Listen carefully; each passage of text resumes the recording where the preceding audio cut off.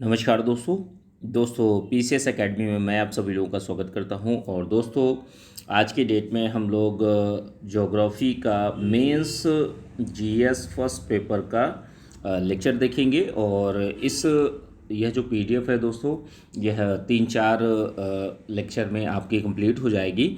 तो उसके बाद पेड व्हाट्सएप ग्रुप जो चल रहा है तो उसी में आप लोगों को मिल जाएगी, ठीक है। नहरों से सिंचाई प्रणाली के बारे में लास्ट लेक्चर में हम लोगों ने देखा था।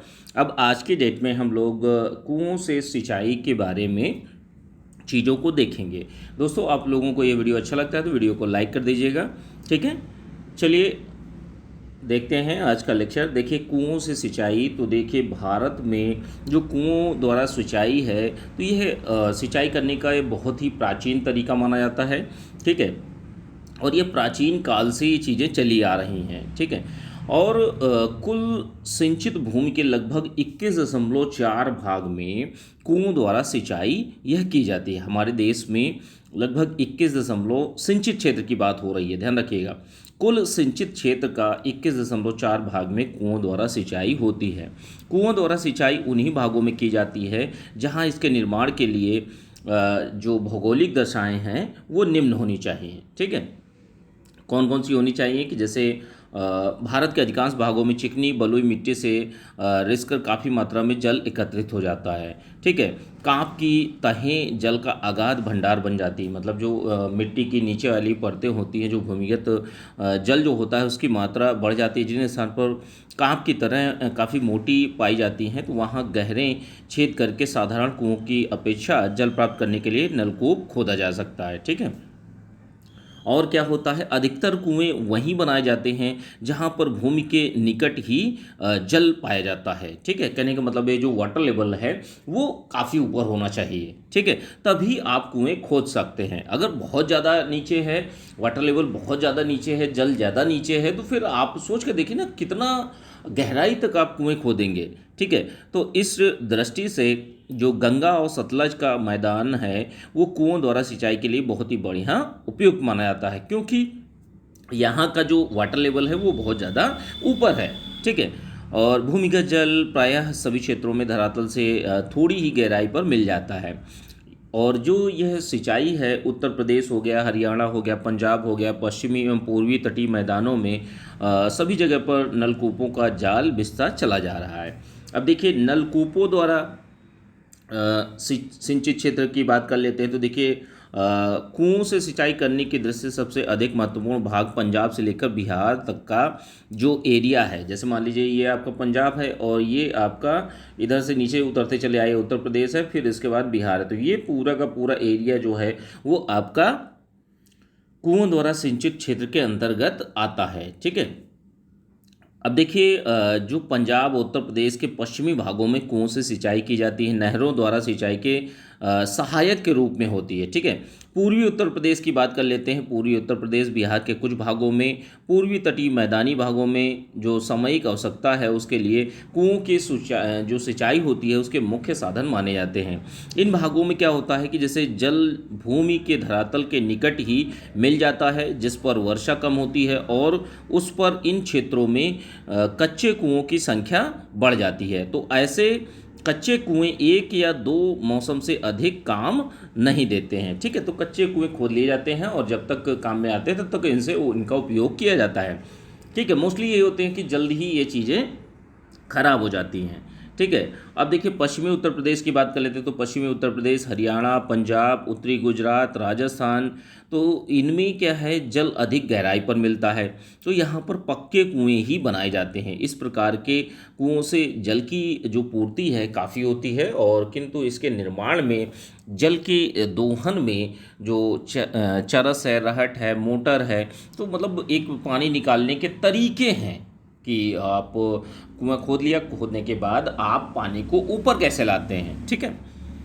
अब जल निकाली की व्यवस्था में व्यय अधिक होता है, कहने का मतलब काफ़ी कॉस्टली माना जाता है। कुओं से सिंचाई प्राप्त करने वाले मुख्य क्षेत्र कौन से हैं, तो देखिए कुओं से सिंचाई जो प्राप्त होती है तमिलनाडु का दक्षिणी भाग हो गया, नीलगिरी की इलायची की पहाड़ियाँ का पूर्वी भाग हो गया, पूर्वी तटीय मैदान हो गए, जैसे ये वाला जो क्षेत्र है पूर्वी तटीय मैदान, ये वाला पोर्शन जो मैदानी भाग आता है, ठीक है, पूर्वी तटीय मैदान। अब जो गुंटूर से कोयम्बतूर हुआ तिरुनेलवेली तक त्रिभुजाकार रूप में फैलता है, ठीक है, फैला हुआ है। राजस्थान के पूर्वी और दक्षिण पूर्वी भाग में, महाराष्ट्र के पठारी भाग में, मध्य प्रदेश में, गुजरात में भी जो कुएं हैं अधिक पाए जाते हैं। गंगा की घाटी के मध्य क्षेत्र में कुओं द्वारा सिंचाई की जाती है। संपूर्ण पश्चिमी उत्तर प्रदेश में, ध्यान रखिएगा, पश्चिमी उत्तर प्रदेश में कुओं एवं नलकूपों का जो नलकूप हैं इनका जाल बिछा हुआ है। पूर्वी उत्तर प्रदेश, बिहार, पश्चिम बंगाल के कई जिलों में कुओं द्वारा सिंचाई की जाती है। तो अब देखिए आगे क्या है, कुओं द्वारा सिंचाई से लाभ कौन कौन से होते हैं, तो इनको देख लेते हैं, ठीक है। तो देखिए पहला लाभ जो है, सामान्यतः कुएं बनाने में व्यय कम होता है और इन्हें खोदने में किसी विशेष यंत्र की आवश्यकता नहीं पड़ती, ना ही विशिष्ट ज्ञान अपेक्षित होता है। अतः किसानों के लिए सिंचाई का यह सबसे सस्ता और सरल साधन माना जाता है। इस पर नियंत्रण एवं स्वामित्व जो है स्वयं जो कृषक है या किसान है उसी का रहता है, तो ये बहुत अच्छी बात होती है। कुएं के जल में अनेक रासायनिक तत्व घुले होते हैं, जैसे नाइट्रेट, क्लोराइड, सल्फेट, सोडा। ये भूमि को उपजाऊ बनाकर पैदावार में वृद्धि करते हैं।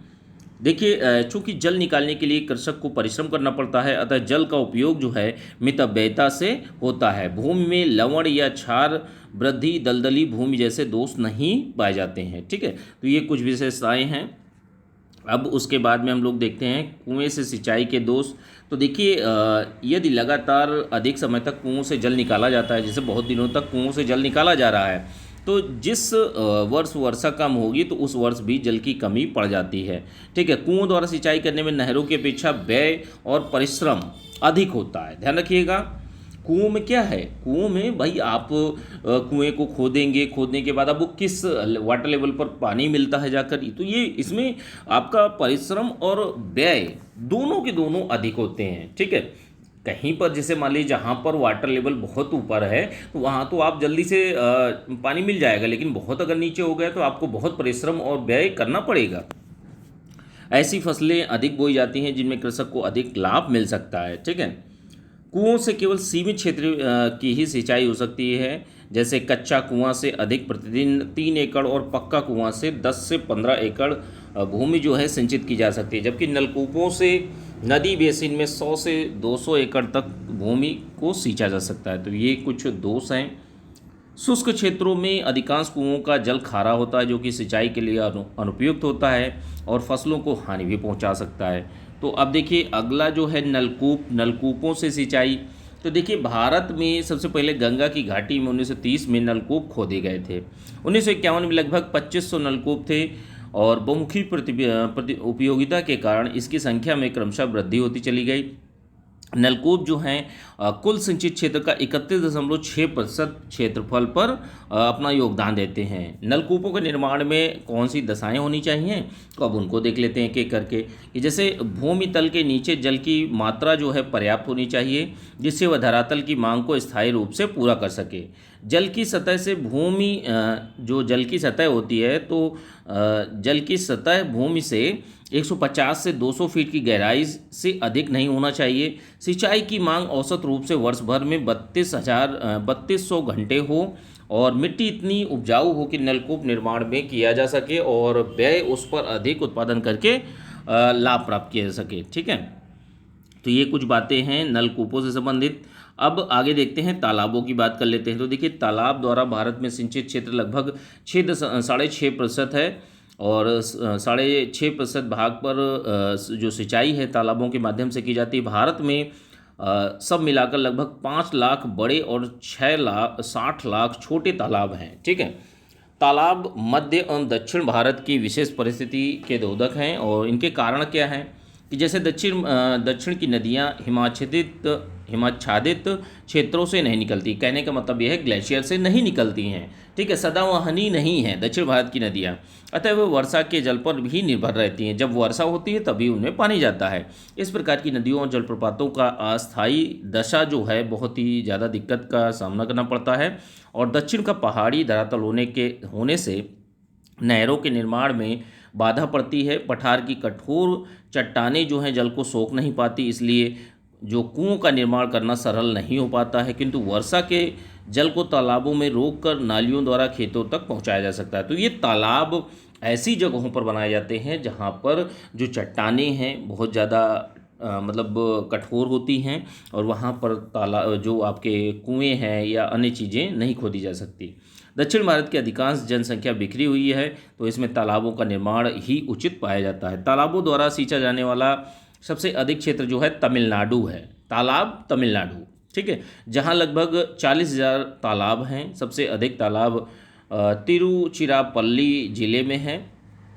चिंगलपुट, मदुरई, रामनाथपुरम और तिरुवेनलेवेली, ठीक है। दक्षिण और उत्तरी अर्काट, सलेम, कोयम्बतूर, तंजौर जिलों में तालाबों द्वारा लगभग 7 लाख हेक्टेयर भूमि सींची जाती है, ठीक है। आंध्र प्रदेश में निजाम सागर, कर्नाटक में कृष्ण राज सागर, राजस्थान में जयसमंद, राजसमंद, कोटा झील, बालसमंद जैसे मध्ययुगीन एवं जवाई, मेजा, खारी बांध, मतलब ये कहने का मतलब ये है कि ये जितनी भी जो जल संरक्षण प्रणालियां हैं, जो तालाब बनाए गए हैं, ये को बहुत पहले के भी बने हैं और इनमें भी जल संरक्षण किया जाता है। नदी नालों को रोककर यह तालाब बनाए जाते हैं। झीलों द्वारा सिंचाई और पीने के लिए मीठे जल की प्राप्ति की जाती है। अन्य प्रदेशों में तालाबों द्वारा सिंचाई झारखंड, छत्तीसगढ़, महाराष्ट्र, कर्नाटक, दक्षिण पूर्वी राजस्थान में भी की जाती है। तो ये कुछ सिंचाई की प्रणालियां हैं, ठीक है। तालाबों द्वारा कहाँ कहाँ पर सिंचाई की जाती है। अब देखिए तालाब जो होते हैं, तो तालाबों के सिंचाई के दोष देख लेते हैं कि तालाबों में जल केवल वर्षा में ही प्राप्त होता है। तो ये सबसे बड़ी कमी है। जिस वर्ष वर्षा की कमी होगी, तालाबों में जल कम होगा, उनका उपयोग पेयजल के रूप में करना अनिवार्य हो जाता है। तो ये भी बहुत बड़ी समस्या निकल कर आती है। तालाबों में वर्षा का जल अपने साथ पर्याप्त मात्रा में मिट्टी बहा कर ले जाता है, तालाब की तरह एकत्रित हो जाता है, और इससे तालाब भी छिछले होते चले जाते हैं। तालाब स्थान अधिक घेरते हैं, ये भी एक कमी है। तालाबों से खेतों तक जल पहुंचाने में काफ़ी श्रम और व्यय भी लगता है, ठीक है। अब देखिए शुष्क क्षेत्र की कृषि के बारे में देख लेते हैं। तो शुष्क क्षेत्र की कृषि की विशेषताओं को देखेंगे कि जैसे निम्न वर्षापात की, मतलब ऐसे क्षेत्र जहाँ पर निम्न वर्षा होती है, जहाँ पर बहुत ही कम वर्षा होती है। निम्न वर्षा के अलावा इन क्षेत्रों में मानसून का विलंबन, बहुत देरी से आते हैं, शीघ्र वापस लौट जाते हैं। अनिश्चितताएं भी देखी जा सकती हैं। कभी कभी 2 चरणों में के मध्य एक लंबा शुष्क चरण भी मिलता है। सुनिश्चित सिंचाई का अभाव पाया जाता है। शुष्क क्षेत्रों में क्या होता है कि उगाई जाने वाली फसलें और फसल पद्धतियां पूर्णतः वर्षा पर निर्भर करती हैं, जो प्रायः अनियमित और अनिश्चित होती हैं। इसी कारण शुष्क क्षेत्र को वर्षाधीन कृषि भी कहा जाता है। अब देखिए मुख्यतः जीविका खेती का प्रचलन जो है, वो जीविका खेती के मुख्य लक्षणों में क्या होता है, निम्न उत्पादकता। भाई जीविका के लिए, अपने केवल जीवन यापन के लिए हम खेती कर रहे हैं, तो वहाँ पर जो प्रोडक्टिविटी होती है वो नहीं होती है, निम्न आय होती है, अनिश्चित उपज होती है, उपज का कभी कोई नहीं पता होता है कि कितनी उपज होगी नहीं होगी। निम्न पूंजी निर्माण होगा। भाई जब उपज ही नहीं हुई तो पूंजी निर्माण कहाँ से होगा, पैसे कहाँ से आएंगे। तो ये क्षेत्र देश की सूखाग्रस्त पेटी के अंतर्गत आते हैं। यहाँ की जनसंख्या जो है मानसून स्थगन और शुष्क मौसम के दौरान बेरोजगारी और या अल्प बेरोजगारी की समस्या से इन समस्याओं का सामना करना पड़ता है, ठीक है। अब देखिए शुष्क क्षेत्र के महत्व की बात कर लेते हैं। तो देखिए शुष्क क्षेत्र या वर्षाधीन परिस्थितियों में उगाई जाने वाली फसलों में कौन कौन सी फसलें हैं। जैसे दालें हैं। दालें प्रोटीन का एक प्रमुख स्रोत मानी जाती हैं। कुल उत्पादन का 85% वर्षाधीन क्षेत्रों से प्राप्त होता है। तिलहन है, वसा का एक प्रमुख स्रोत है। उत्पादन का लगभग 75% जो क्षेत्र है वर्षाधीन क्षेत्रों से प्राप्त होता है, जहाँ पर कम वर्षा होती है। मूंगफली है, मेस्टा है, इनका संपूर्ण उत्पादन शुष्क क्षेत्रों से होता है। अब प्रमुख खाद्य हैं जैसे ज्वार है, बाजरा है, इनका 95% जो है शुष्क क्षेत्रों में उगाया जाता है। मक्का है, कुल उत्पादन का 80% वर्षाधीन क्षेत्रों से प्राप्त होता है। और जई है। तो ये सारी चीज़ें आपके वर्षा जो शुष्क क्षेत्र है वहाँ पर प्राप्त होती हैं। यदि देश में उपलब्ध संपूर्ण सिंचाई क्षमता का दोहन कर लिया जाए तो देश के कुल उत्पादन कृषि क्षेत्र का लगभग आधा भाग जो है वर्षाधीन कृषि के अंतर्गत बना रहेगा, ठीक है। अर्थव्यवस्था में शुष्क क्षेत्र जो है वो कृषि के महत्व को बहुत ज़्यादा रेखांकित कर रहा है। ठीक है, अब इसके बाद क्या है, देश के कुल खाद्यान्न में शुष्क क्षेत्र जो है कृषि का योगदान लगभग 40% है। वर्षाधीन फसलों की उत्पादकता उत्पादन में धीमी वृद्धि होती है। तो धीमी वृद्धि ने क्या किया है कि दालों और तिलहनों की प्रति व्यक्ति उपलब्धता में कटौती भी की है, कमी भी की है। ठीक है, अब शुष्क क्षेत्रों पर अधिक ध्यान देना बहुत ही ज़्यादा ज़रूरी हो गया है। और शुष्क क्षेत्र कृषि के 3 प्रमुख उद्देश्य माने जाते हैं कि जैसे खाद्य सुरक्षा हो गई, अंतर क्षेत्रीय, अंतर्वैयक्तिक, अंतर्वर्गीय असमानताओं और पोषकीय न्यूनता की समाप्ति करता है, और ग्रामीण क्षेत्रों में रोजगार को भी प्रोवाइड करता है। ठीक है, तो ये कुछ बातें हैं शुष्क क्षेत्र से संबंधित। अब देखिए शुष्क क्षेत्र की उत्पादकता बढ़ाने के उपायों को देख लेते हैं। तो देखिए, समयबद्ध तैयारी तथा बीजारोपण गतिविधियां, यह गहरी और सतही जुताई द्वारा किया जाता है। गहरी जुताई खरीफ की फसलों में सहायक होती है क्योंकि यह मृदा स्तर के नीचे की कठोर एवं संयुक्त परत को तोड़ देती है। सतही जुताई से रबी की फसल को लाभ पहुंचता है क्योंकि इसमें मृदा में नमी बनी रहती है। ठीक है, प्रभावी खरपतवार, भाई खरपतवारों का भी तो नियंत्रण करना पड़ेगा ना, कि गैर मौसमी जुताई, समुचित बीज संस्तर निर्माण, समयबद्ध बुआई, खरपतवार नाशकों के उपयोग इत्यादि से क्या होता है, खरपतवार को नियंत्रित किया जा सकता है। वायु अपर्दन को किस तरीके से रोका जा सकता है, वायु अपर्दन की रोकथाम करना बहुत ज़्यादा ज़रूरी होता है। इसमें पौध अवरोध के निर्माण, रेत के टीलों के स्थिरीकरण, ठूंठीदार पलवार खेती जो होती है जिसमें ठूंठियाँ निकलती हैं, वनस्पति अवशिष्टों के आवरण द्वारा नियंत्रित किया जा सकता है। समोच्च रेखी जुताई, समोच्च रेखा बांध के निर्माण, खाइयों द्वारा जो वायु अपर्दन है उसको कम किया जा सकता है। ठीक है, अब देखिए प्रतिरोधी किस्मों का प्रयोग कि इस विधि के द्वारा इन किस्मों के तहत अल्पावधि वाली किस्में शामिल होती हैं जिसमें विलंबित बुआई गहरे रोपण वाली फसलों के लिए उपयुक्त होती है। फसल विविधीकरण, फसलों को अदल बदल कर बोना चाहिए कि जैसे विभिन्न दलहन फसलों को अपनाकर वर्षाधीन क्षेत्रों में फसल उत्पादन को स्थिर रखा जा सकता है।